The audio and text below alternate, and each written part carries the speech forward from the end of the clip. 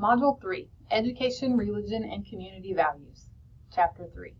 Kristen Herring, EDLD 5623, Developing Leaders, Dr. Kimberly Wilkerson, February 20th, 2022.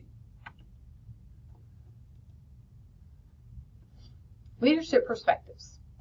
The United States Constitution has established that national legislatures will not declare a national religion or prevent Americans from worshiping. The judicial system struggles with knowing which clause, whether it's the Establishment or the Free Exercise Clause, is applicable to public school cases. So the Establishment Clause says that anyone associated with the government is to remain unbiased. It blocks public schools from pushing religious beliefs on students. For example, teachers cannot force prayer or lead prayer where students have a certain prayer that they have to pray. Free Exercise Clause blocks schools from preventing students their right to convey their religious beliefs. For example, students, if they don't have a school uniform, can wear religious t-shirts. They can invite students to church. They can pray. They can read their Bible. They just can't do things that will disrupt the atmosphere of the school or the teaching, and they can't do these things during instructional time.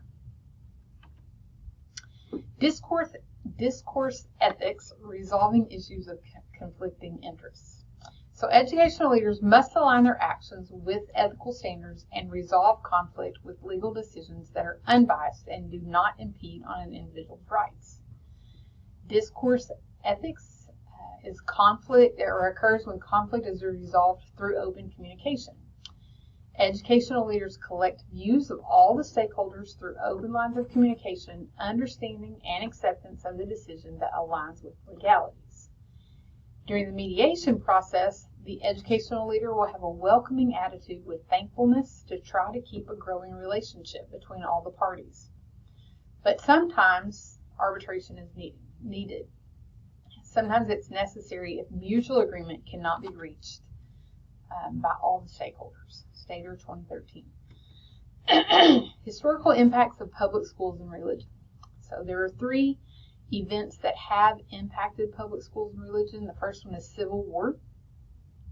Prior to the Civil War, the Bill of Rights protected citizens at the national level, but after the Civil War, the 14th Amendment was enacted and citizens were protected at the state level as well. The U.S. Supreme Court and religion. In federal court cases, the decision answers the question, is there a logic that explains why this should not be allowed? Most cases taken to the Supreme Court were brought by devout individuals. There are two tests that the U.S. Supreme Court uses in their decision making. The coercion test must meet all three. Does it serve a non-religious purpose?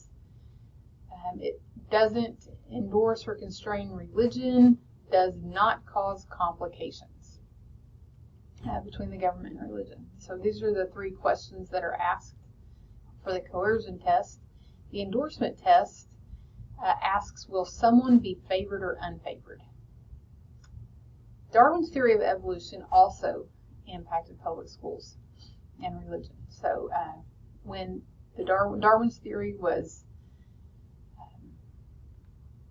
put into schools to teach, people of faith believed that their theory, or that this theory on Darwin's theory, disregarded their beliefs. District, state, and federal courts used the Establishment Clause in their decisions, and what happened was Darwin's theory is research-based and permissible.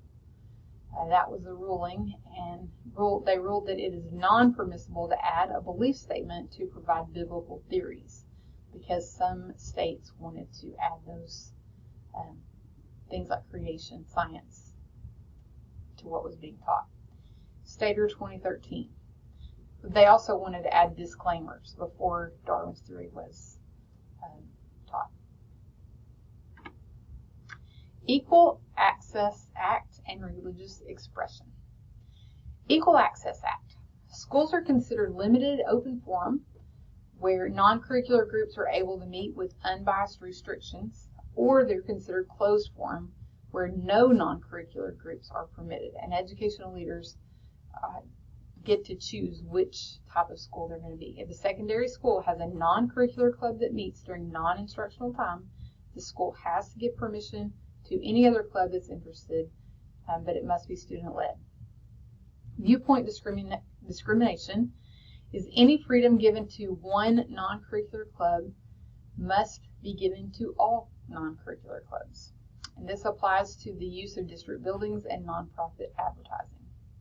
Student challenges to equal access. Equal access provided opportunities for other traditionally unaccepted groups to meet in limited open forum. The thing is, it cannot disrupt learning, and it cannot align with a group that teaches inappropriate behaviors. The Boy Scouts of America Act was enacted and requires that schools with limited open forum for groups outside of the school provide equal access to the school building without any bias to patriotic organizations. State of 2013. State-sponsored religious activities. Moments of silence is considered constitutional. Teachers cannot provide the prayer, teachers cannot lead in prayer, and teachers cannot encourage the students to pray. Pledge to the flag with the words "under God" is constitutional according to the Establishment Clause. District-sponsored religious activities, such as displays and holidays. Educational systems cannot endorse any religion. They can include a variety of, not just one type of religious holiday or display, cannot require participation in any activity that goes against religious belief. Murals, signs, and other sponsored speech. Educational leaders may choose not to display items that they deem may disrupt the school, and they can decide what may or may not be included in a display. State of 2013. Students and religious expression. Free exercise clause. During non-instructional time, students have the right to share their religious beliefs if another student wants to listen, and students can pray or read religious material. What's not allowed is this: school employees leading the prayer or encouraging students to read religious material or attend religious gatherings, and school employees cannot penalize or reward students who include religious beliefs in assignments if they meet the objective of the assignment. As far as student-led prayers at graduation, those have been found unconstitutional due to the Establishment Clause, and a majority vote would not undo the fact that the prayer would be a form of coercion, and so therefore it's still unconstitutional. State of 2013. Employees and religious freedom. Employees are to hold unbiased religious beliefs. Employees are not to lead or participate in religious activities while on the job, and they are not to hand out religious material while on the job. State of 2013. School employees, like students, do not give up their right to speech or expression when they enter the school. This was found on the guidance on conditionally protected prayer in 2020 from the U.S. Department of Education. Prayer at school board meetings. Federal courts have found, they use the Lemon test and the Marsh test to determine its constitutionality. And cases that use the Lemon test found it unconstitutional, and cases that used Marsh found it constitutional. State of 2013. Public money in private schools. The U.S. Supreme Court decided Title I funds can be used to pay public school teachers that teach in remedial classes in private schools, and Title VI funds can be used to purchase equipment for private schools. Government vouchers used for a child's education expenses cannot be used for religious education. State of 2013.